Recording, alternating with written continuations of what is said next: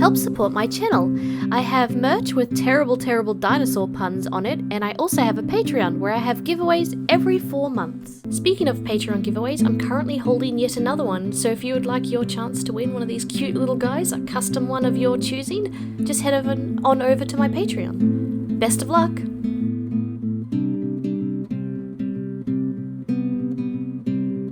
Hey everyone, and welcome to another customization. This time I'm doing a collaboration with the amazing artist kaypea Creations. I was absolutely gobsmacked when she said she wanted to do a trade with me.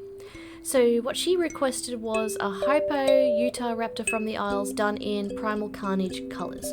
So you've all seen me do, I think it's 3 or 4 Hyper Utahs by this point, so I think I'll just do the video, let the video play up to where I do the environment, and till that point I'll do a story time, shall I? I'll tell you about my most unlucky day. We'll start with that story, hey? So there should be 2 days, most unlucky 2 days. So prior to this, I used to ride horses a lot, and I was part of Pony Club and all that, and we were at an event, and I was coming out of the stake race, which is a weaving between sticks on a horse, and then you canter back really fast back through the finish line. And I was doing that canter back really fast on my horse, and I was wearing this sponsored leather equipment on my horse, and I should have checked it before I agreed to ride with it, but I didn't. Not very smart teenager. And as I was coming out and my horse did his skid stop, my gear snapped and I was sent flying into a fence post, and my lovely arm caught all the weight of my body as it hit the post. So I was taken off in an ambulance, and naturally I had compressed my wrist and had compound fractures all over my wrist, and I was put in a half cast because my wrist was that swollen they couldn't put me in a full cast. So they sent me on back because Mum still had my other sisters at the event riding, so I was sent back out to the Pony Club to just watch the event while I was waiting for my wrist to settle down so I could get a proper cast the following day. So that went all fine, I was in pain, but whatever. It was the ride home the following day, the ride to the hospital I should say, the following day. So I grew up in the middle of nowhere. So this drive to the hospital from Pony Club, drive home from Pony Club to home to the hospital, there are hours between these. These are big long drives. And these are not the most best of roads, so I'm feeling every bump with my arm. Every little bump is just excruciating in this half cast. I am in not a happy mode. I am in so much pain. And my sorry butt could think of things that could get possibly worse, but life likes to show you that it can get a lot worse. So I had the window rolled down because Australia being very hot, and this is the outback, I had my window down.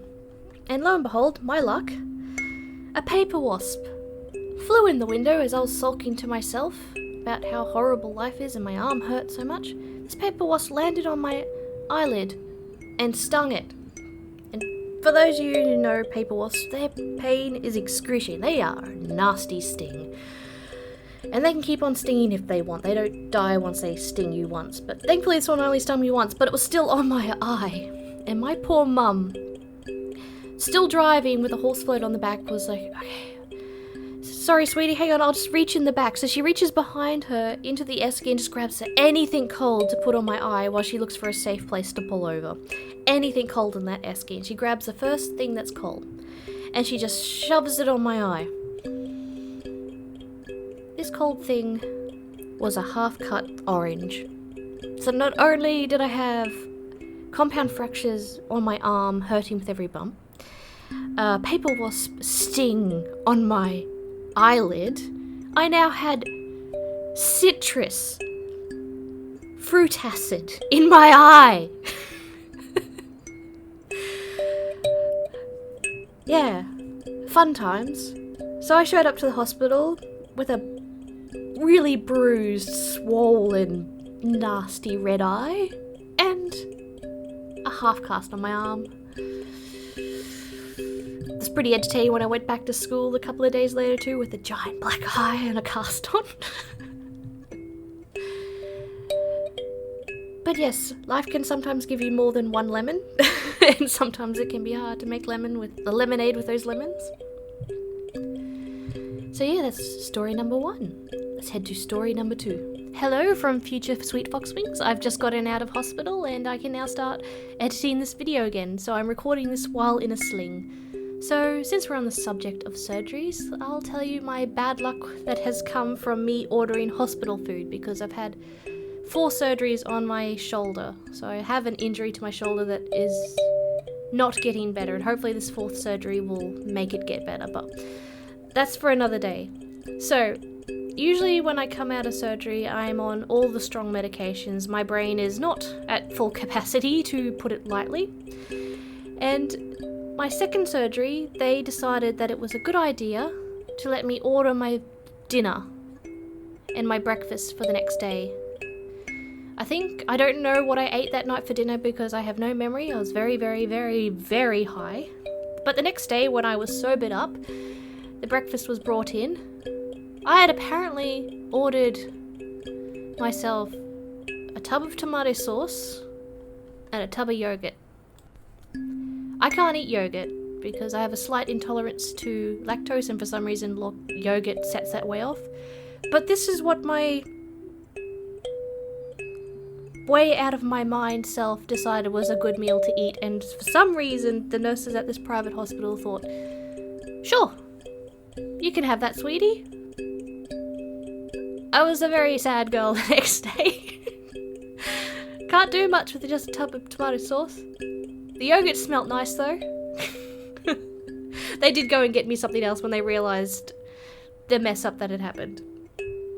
But the 2nd time is a bit more of a sadder story. So I was supposed to be having this surgery at one of the most prestige hospitals in Australia.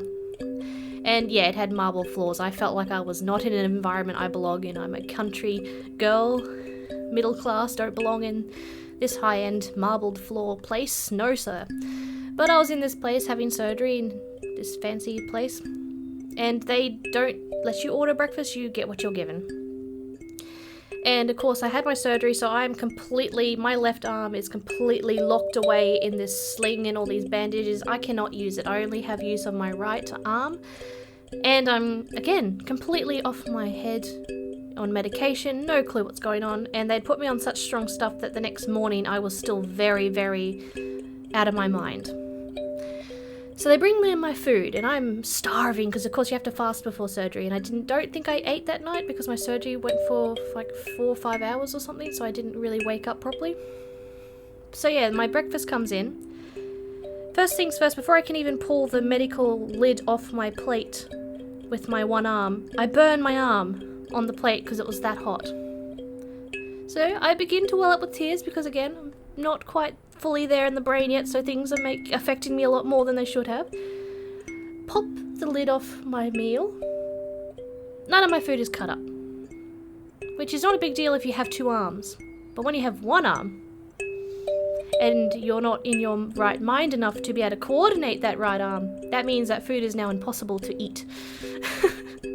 So I started bawling my eyes out of that. I was like, I can't even eat the food.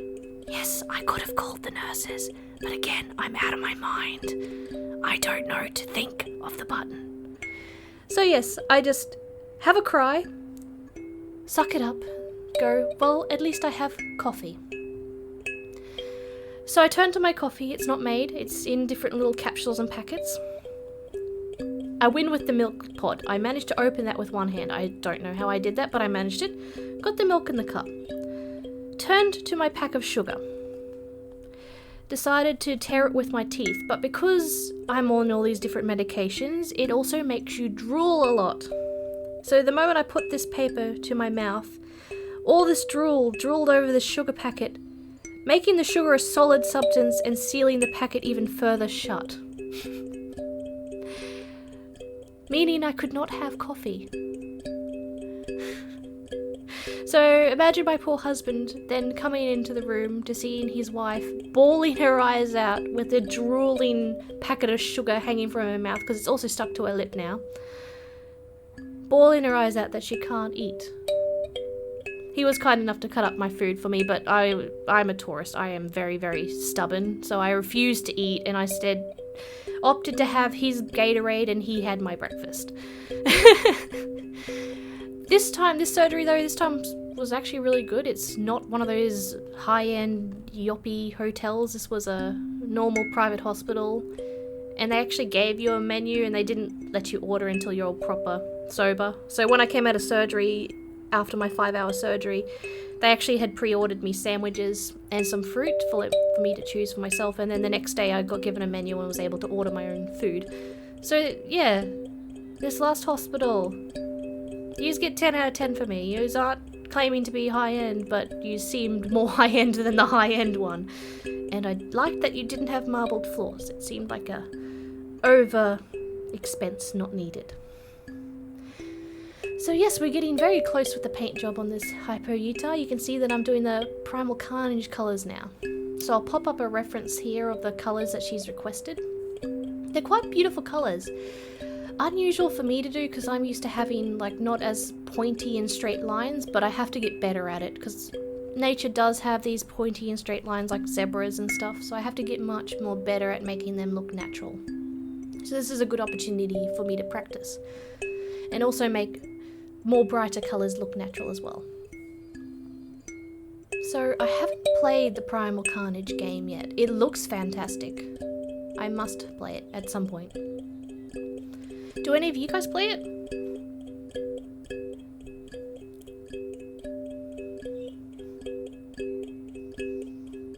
So of course, most of the, like 90% of the paints I'm using are Citadel. It's also a little bit of Joe Sonia and a little bit of Hallcraft thrown in here and there.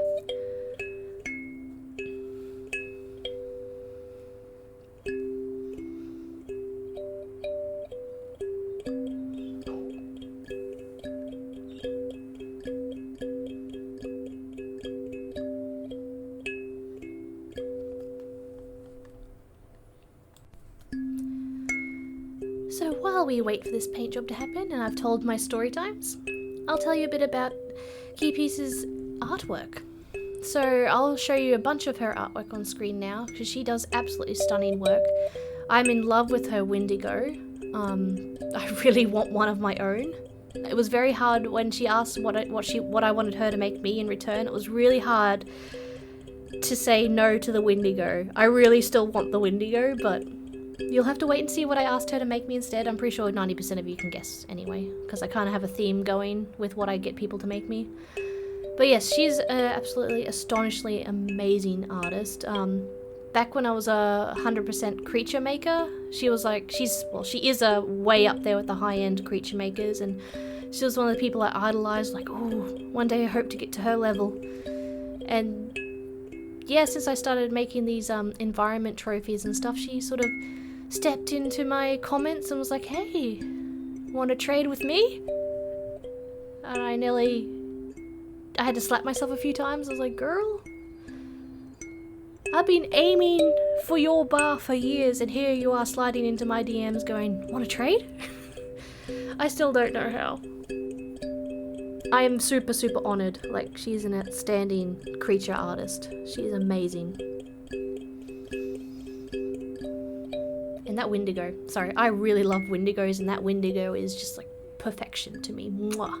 And of course it's fully posable, so the creature you see in these photos is fully posable. She can adjust the pose and change it. Well, whoever the lucky owner is of that Wendigo, I'm extremely jealous.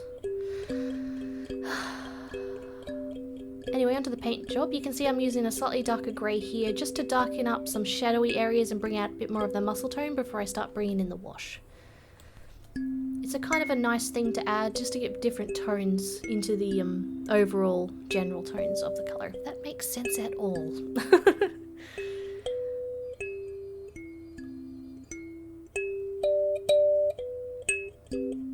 So you can see here any recess or scale or rib cage bone, I'm sort of darkening up the little gaps between.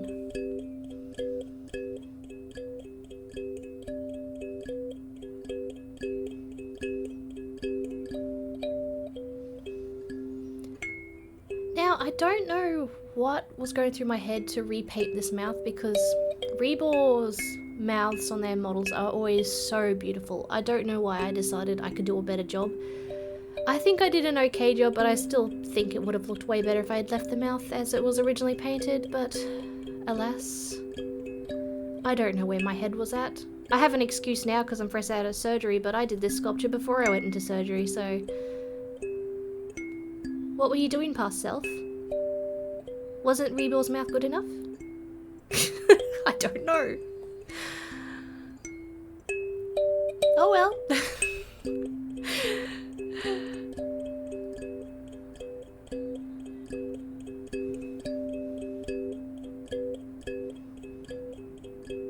So I'm adding a bit of gold leaf into the eyes there, just to bring out a bit more shine. Now I'm coming in with my Citadel brown wash, one of the paints I love so much.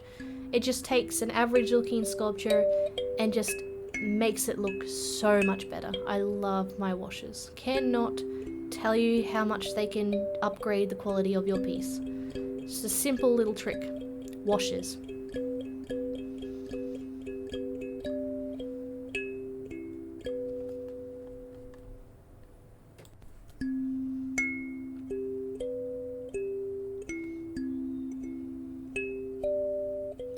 So now I'm just doing a little bit of a dry brush with the white just to bring out a lighter colour too, because I think my wash made it a bit too brown and dark, so I'm just bringing in a little bit of a lighting effect onto it now.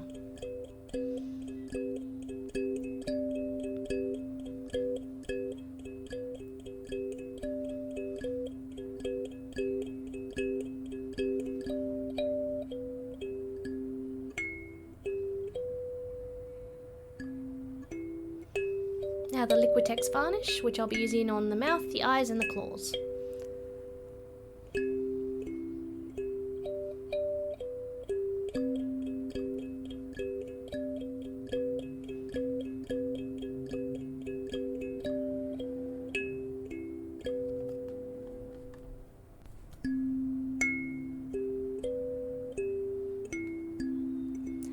Finally the base. So I'm using Bacon Bond Sculpey glue, and I'll be spreading that all over the base to make sure the polymer clay sticks to my wooden base.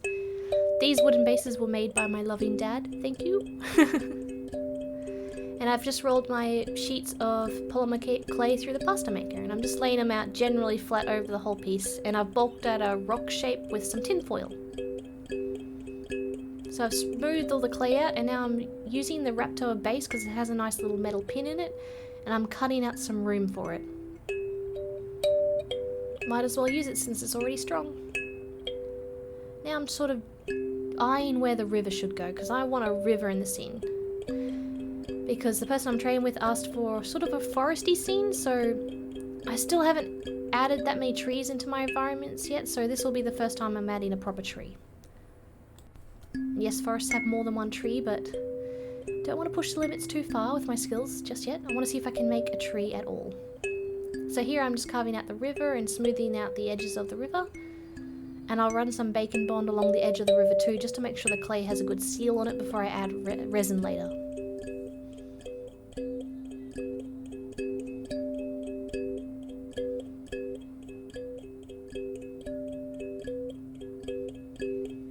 So here I'm just making sure the base where the pins for the raptor feet sit sort of moves smoothly with the rest of the clay, so you don't really know it's there.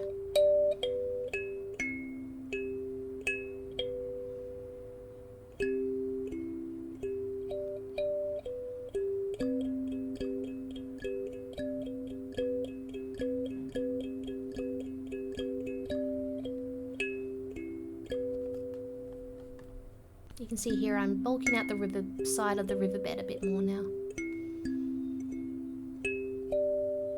The great thing about polymer clay is it doesn't set in the air, so you can just keep on working on it and then leave it for a couple of days, have a think, then work on it a bit more.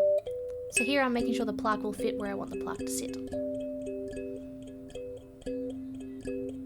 Now I'm using tin foil just to give a nice dirt, rocky texture to the environment, and to give my Mod Podge, when I glue down the terrain turf, something to grip.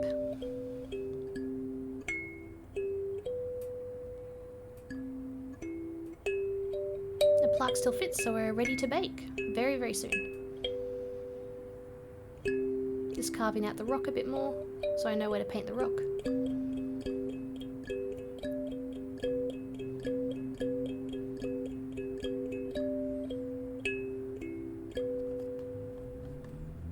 And I've got some 2-part epoxy rocks going in now. I make them from the leftover 2-part epoxy. I don't really like to waste my clays, so I make rocks out of my leftover and use them in times like this. So you can see here I'm running the bacon bond along the edge just to make sure the clay doesn't lift and the resin doesn't sneak under the clay when I start using the resin later. I've rolled out some thin snakes here just to build an edge of the river just to hold the resin in a bit better. I can build the wall with the resin itself, but this is also a way you can do it. And of course I'll be running bacon bond along the edge of this as well.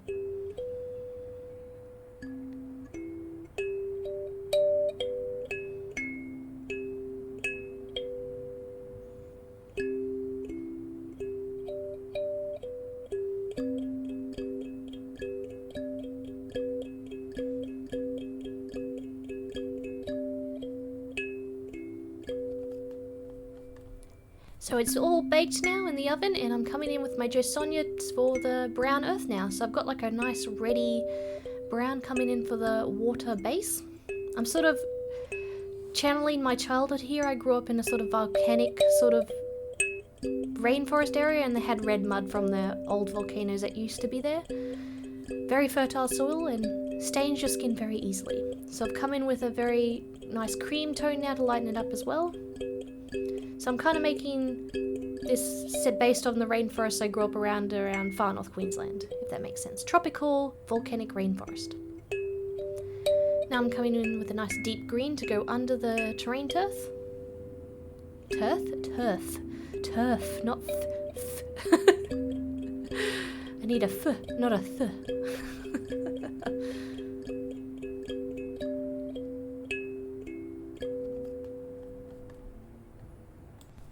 This green is from Citadel. I know Citadel can be quite an expensive paint, but trust me, once you've used Citadel, it's very hard to use any other paint as an alternative. Josonia is the closest I've found, but it still doesn't compare to Citadel. I'm not sponsored or affiliated, wish I was, because I love Citadel. Citadel paints are so good. So now I'm coming in with an ultra matte grey for my rocks. As you can see, because Citadels only come in small pots, I try to use my cheaper paints for the bigger areas like the browns and the rocks and stuff. That way I don't waste as much of the good paint. But hey Citadel, if you're watching, sponsor me! I'm a big singer of your quality. Nah, I'm too small for that right now. So you can see here I'm just painting in the rock. I don't need to worry about too much where the plaque will be going, I just need to make sure I cover the edges. Underneath, not too worried about, because that will be hidden behind the plaque.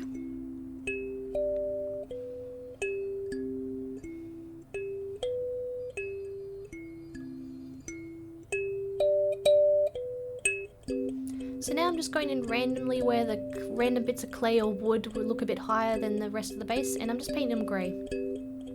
Sort of using them as a random pebbles and rocks.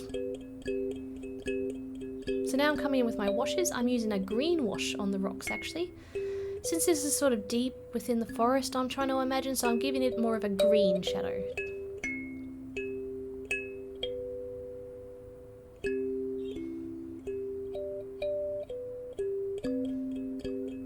And I'm coming with a blue wash over the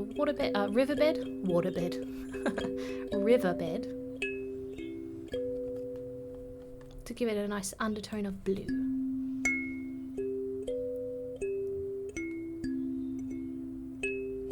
Now I'm coming in with some paper bark from Hallcraft and I'm just lightening up bits of the rock. Giving it sort of a dry brush.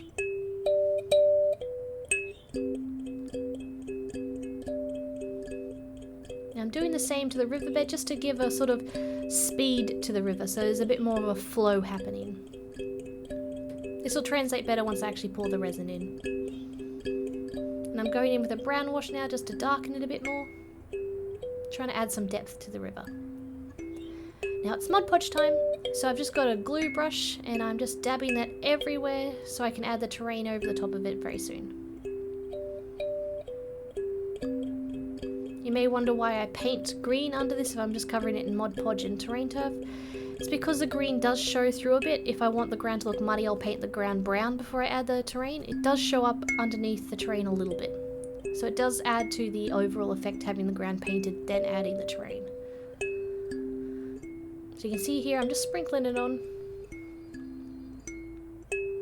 And I use my Mr. Super Clear to seal the whole base, and that actually adds a top layer over the terrain to glue it down better. Now I'm adding a little bit of moss to the rocks. So same terrain turf, except I'm just picking out the green stuff. Which is kind of like a soft, mossy, feathery stuff. So now I'm giving the base a coat of 3 layers of Mr. Super Clear, which also glues down the terrain a bit better. Now I'm painting the base black. And I'm using El de Pablo black because it comes in these nice big pots and it's actually quite a nice quality paint.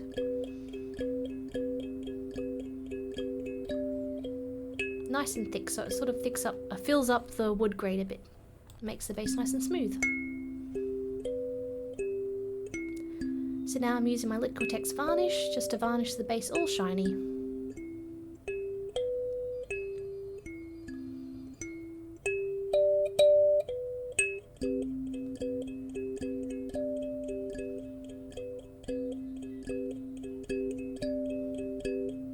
Now the plaque can be glued down.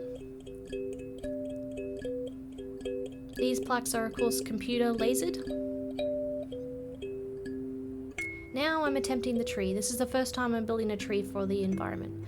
So I've drilled a hole in and I've got some different fake plants. I think this is a fern fake plant I've got taped together, and I'm sort of making sure it fits with its little peg into that place.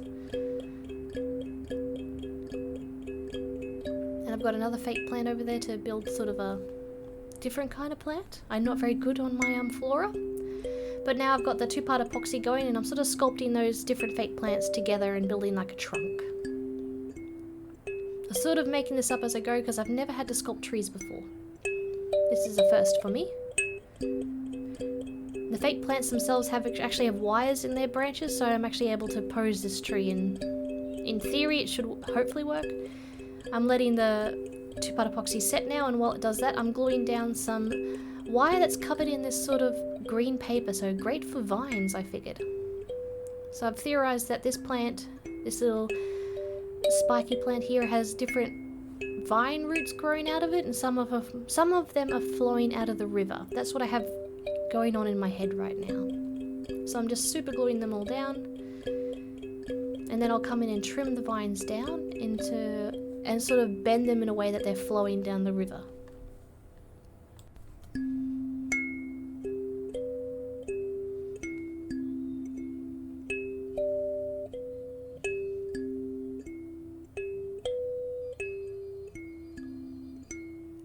So now I've got some little bits of leaves I've chopped off the fake fern, and I'm sort of covering them in a bit of a brown wash and some paint, and I'm dropping them onto some Mod Podge on the ground below, just to give some sort of dry, dead leaves that are crumbled on the ground, if that makes sense. And I'm coming in with some brown wash over the little vines. And I'll probably do that over the leaves as well, and just to give a bit more depth and shadow.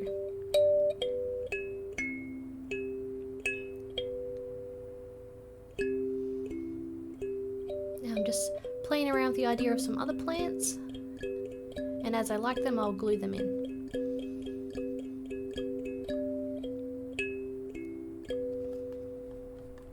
You can see I'm using toothbrush and a glue bottle there just to hold the leaves in shape like glue sets. So now I'm coming in with some paint and I'm starting to paint the trunk. So I'm going with a two-tone look here, so lighter towards the branches, so it sort of makes sense that it fades into that light green, with the root system being a bit darker. Now I'm painting some red berries on the new plant I added. Now it's the river time. So I usually like to do this at night, that way I can control how the resin sets, because this resin is UV resin, so therefore it sets in the sun or under a black light. So I of course use a black light at night time. So I'm just filling the riverbed now, just making sure I cover the whole river and the resin completely spreads out evenly.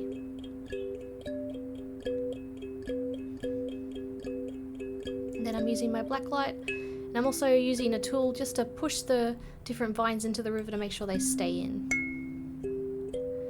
Now I'm coming in with some Mod Podge to create the ripples. This is a nice little trick I've learnt from a few different terrain tutorial YouTubers. YouTubers that create terrain? That should make a bit more sense. It's a good technique. So yeah, I'm coming in with a straw now, and that you can see how it creates this instant ripple effect on the water. Really effective. Now I'm chopping up some more leaves and I'm dropping them onto the Mod Podge to create some leaves floating downstream. Now I'm coming in with some clear silicone for the bathroom, and I'm sort of creating stronger ripples where the roots are and where the water might be hitting the edge of the bank.